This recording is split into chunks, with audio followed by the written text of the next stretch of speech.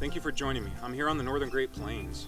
I have been doing some camping and exploring, and I thought this would be a good opportunity to talk about what the Great Plains has to offer. Many people make an assumption that the Great Plains has very little to offer in the way of diversity or abundance, and many people assume that you cannot really sustain yourself out here. But if you know which wild edibles to look for, you can actually find a great abundance and a great diversity in your diet. So on tonight's menu is a wild edible stir fry. I'm going to be walking around with you and showing you some of the wild edibles that I'm going to use for this stir fry. So stay tuned.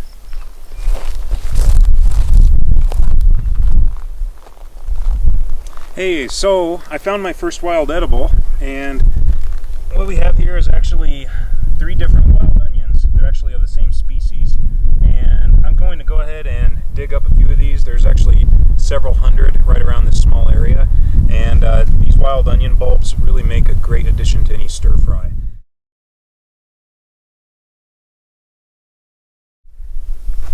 One of the benefits of knowing your wild edibles at all stages of growth is you can extend your harvesting season.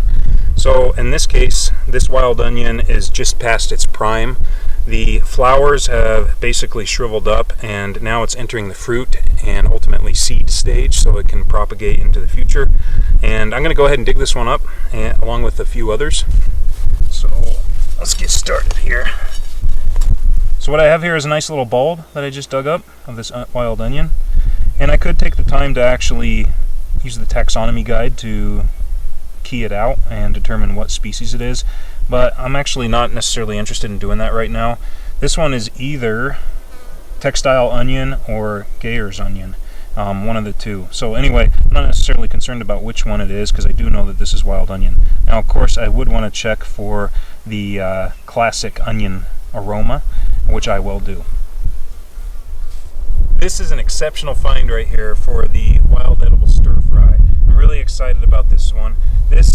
Oh man, I say this a lot, but this might be my favorite plant. This is prairie turnip.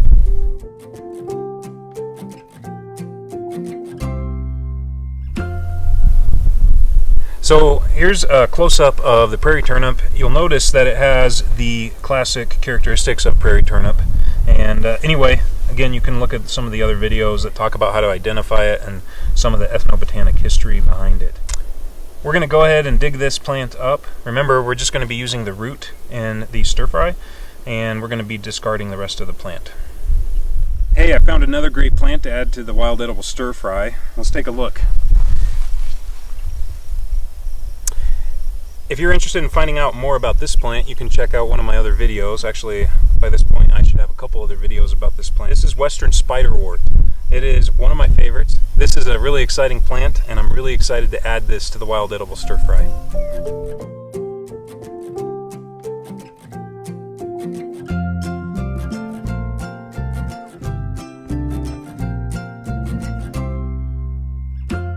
So we're a little bit closer to the plant here. Again, this is Western Spiderwort, and you can notice that the blooms for the day have closed up. What's interesting about this plant is these little flower blooms, each one of those only lasts for 1 day, and then they close up and go to the fruit and ultimately seed stage. Tomorrow morning I know I'll be seeing some of the blooms of some of these various plants. I'm going to go ahead and dig up one of these. We have one right here and one right here. There are a lot of these plants in the area, but in this specific location there's only 2. So I'm just going to dig up one of these, and then I'm going to look elsewhere to dig up some more of the others. Just a reminder, you can actually eat the flower buds or the flower blossoms themselves. You can eat the leaves, and you can eat the roots as well. So I'm going to be adding this to the stir fry. Just a few yards from the spiderwort, I found another great find to add to the wild edible stir fry. So let's take a closer look here. This is a plant that most of you, all of you perhaps, are very familiar with. This is just the common yucca, Spanish bayonet, and it is sometimes a good edible. To be honest with you, the last time I tried the blossoms or flowers of the yucca, it was not a good experience. I've noticed that the chemical compounds that are found in any particular specimen of a wild edible can vary, especially I've noticed that with yucca. The last time I ate the flower of a yucca, it seemed to be of such high saponin content, it was absolutely horrible. I had this very strong strong soap experience in my mouth. I kind of felt my throat kind of close down a little bit because of that very strong soap or saponin content. In fact, actually today was the first day I tried some of these yucca flowers for the first time in probably, I think, 6 years, just because the last experience I had with them was not too pleasant.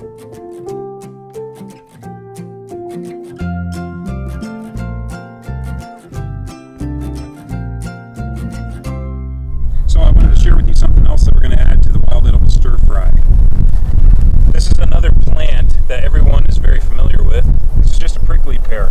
During this stage, during the flowering stage, you can actually harvest these flowers. You want to be very careful not to get any of the spines or blockades, kind of the microscopic spines, in with the part you're going to be eating.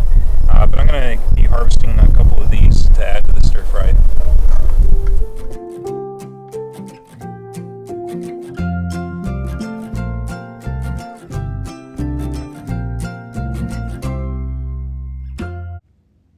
This is another wonderful addition to the wild stir fry. This is leafy wild parsley. As the name suggests, this was a root and herb that was relied upon extensively by various Native American tribes. And there is evidence going back thousands of years that this was kind of a staple food source for several of the tribes in the area. So I found a pond here in the Great Plains, and I have quite a number of cattails behind me, so I'm going to harvest some of these shoots to use in the stir fry.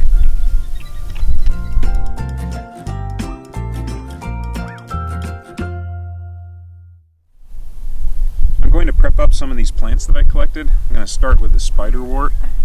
If you remember, you can use the leaves, the stems, and the flowers, as well as the roots for the stir fry.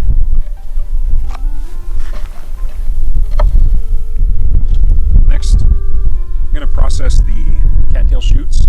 You only want to use the white, starchy inside of those shoots.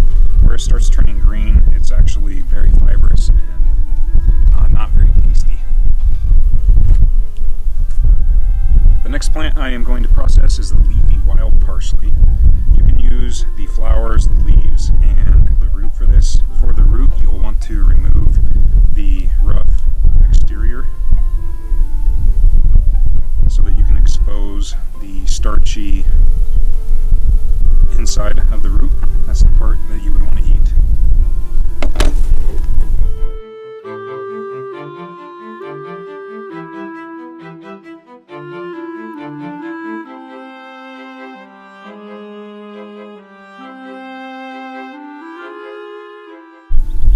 The next plant we're going to process is the prairie turnip.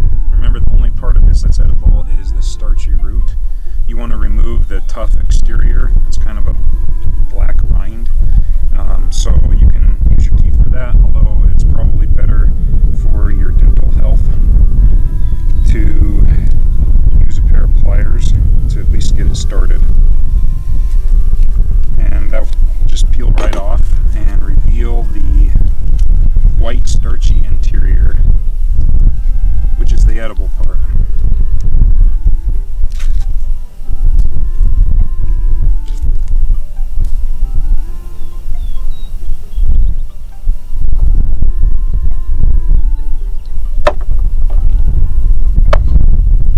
Alright, so I'm going to go ahead and use some bear grease. I find this to be one of the best things to saute or do a stir fry.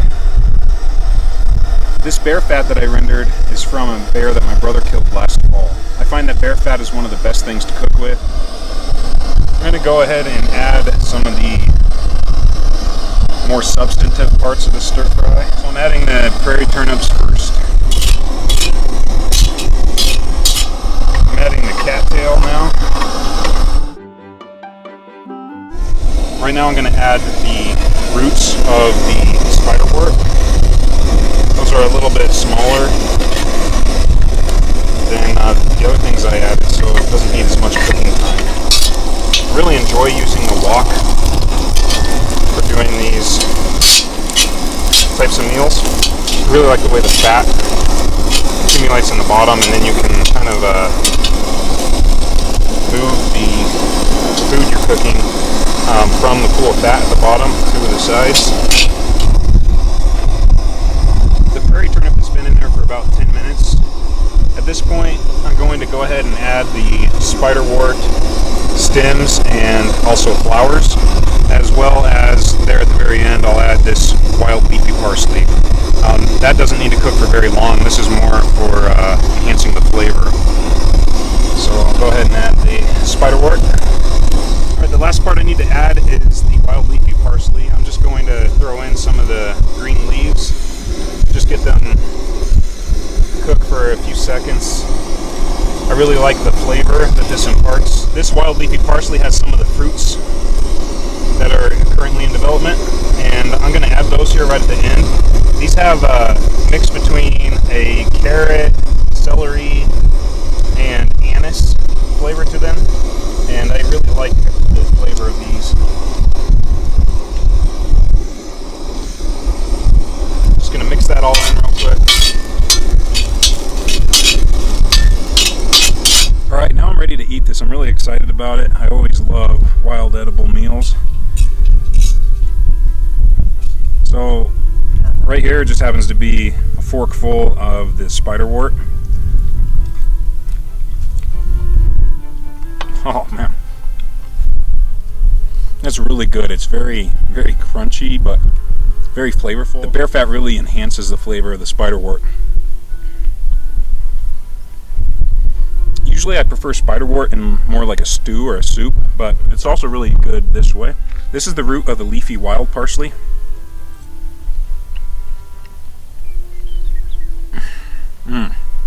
That tastes almost like it would be if you were to saute French fries. That's really good. I really like how cattails taste when you do a stir fry. Whoa, that's spectacular. That is really great. Oh man, that's the best part of this so far. I would say perhaps my favorite thing to eat is prairie turnip. It has been a year since I've had this, so I'm really excited about trying this again. I wish you could try some of this. This is really great. I just got a forkful of several of the ingredients mixed together, and it is spectacular. Overall, my favorite thing here is the prairie turnip root. Several Native American Plains tribes really like using prairie turnip for a variety of meal types. So for instance, they might use it in what we would call a stew. They would use it with beaver tail, with bison. Some of those recipes we're going to explore in future videos in the prairie turnip series. I can really pick up the floral undertones from the spiderwort, and it just complements everything else so well. Wow. Wow. That is spectacular. That is some crunchy goodness right there. To be honest with you, I probably would have cooked the spiderwort just a little bit less than what I did, but overall, this turned out spectacular. Stay tuned for more great videos on wild edible plants.